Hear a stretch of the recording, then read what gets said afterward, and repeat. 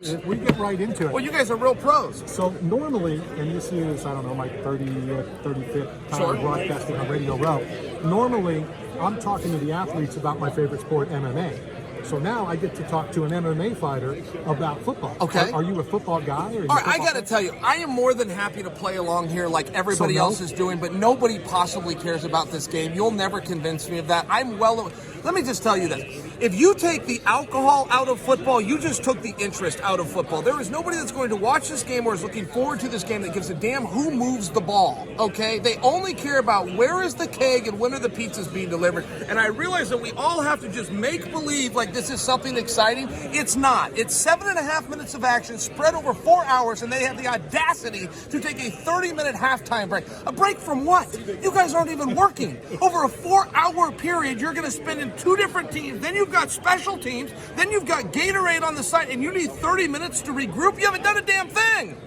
Now, should I jump in? But we can all play along. We can all play along about the excitement because it's good for business, and I do like money. So let's start the show. The team would rather not have a 30-minute, halftime. They want to get in and get out. You would think. And get home. Sure. So, talk for a second. ESPN. We both go back MMA quite a ways.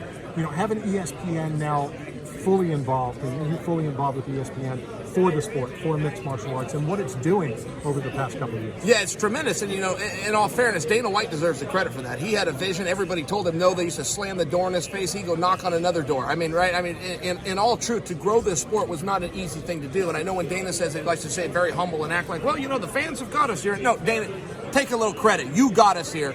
But yes, to be on the worldwide leader when nobody at ESPN would even cover the sport. I can remember the days Dana was in a public dispute with ESPN, and the only one that he gave a pass to was Jim Rome when Jim was still at ESPN, because Jim would talk about him once in a blue moon, but it meant enough to him that Jim wasn't going to take the bump. Look, it's a big deal. It's a big deal, and why the sport has grown to this level, I think, would be anybody's guess. But in many ways, it is the vision of one man, and he succeeded. How much bigger can this sport get? We've talked, soccer is the biggest sport in the world. MMA is a worldwide sport, not necessarily just a USA sport. Sure. But how big can it get here in the country? Yeah, and people say that about soccer, that's the biggest sport in the world. And again, I'm happy to play along, but it's kind of like boxing numbers. What's the biggest boxing fight of all time? Whatever the PR person wrote down on the sheet and sent out to the AP, that officially is the biggest boxing fight of all time. Nobody from DirecTV ever backed it up. Nobody from Time Warner ever backed up those pay-per-view lies that they go ahead and put out there. So you're telling me soccer's the biggest sport in the world? I couldn't identify a soccer player if he walked in here right this second. I don't think very many other people could either. I could not either. I hear that, though, soccer is such a big...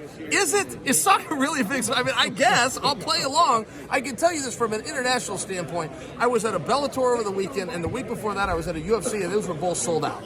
That's real business. The UFC did a $10.1 million gate in under 4 minutes. Bellator did a $2.1 million gate by the time they had the first whistle blow. So, to me, that seems kind of big.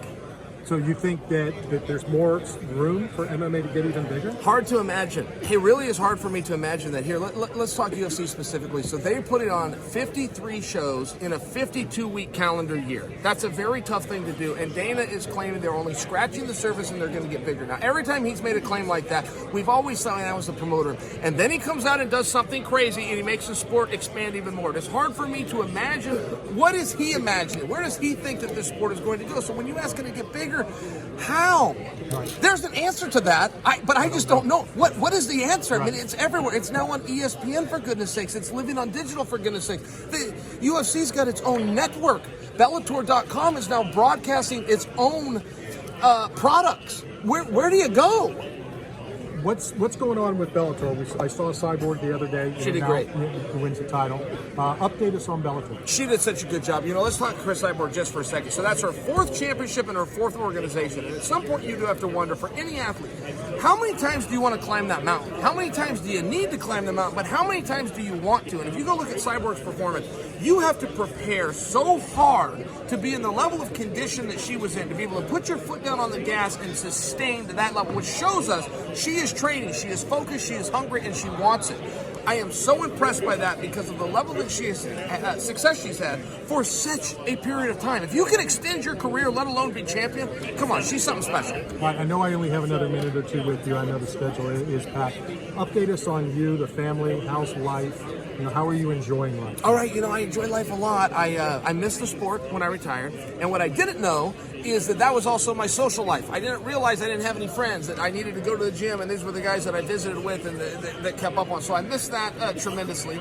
But my wife and I together started to find some ways to fill our time, and we took tennis up. We didn't know what we were doing, but we got the rackets, and we get a nice sweat, and you feel good about yourself. It's something to do. So I really have enjoyed it. I missed the sport, but I'm glad I'm done. Well, and I've said that to Matt. When I stop radio, I won't watch sports. Sure. Just because it's what we do. Sure. And then I'm going to go run and relax outside. Yes. My uncle, just Randy, to your point though, my uncle won 2 NBA titles and an Olympic gold medal in basketball. And when he was done, he doesn't even watch anymore. And I think there's a part of him that he just didn't know how else to handle it. So he stopped. How long will you be in Miami?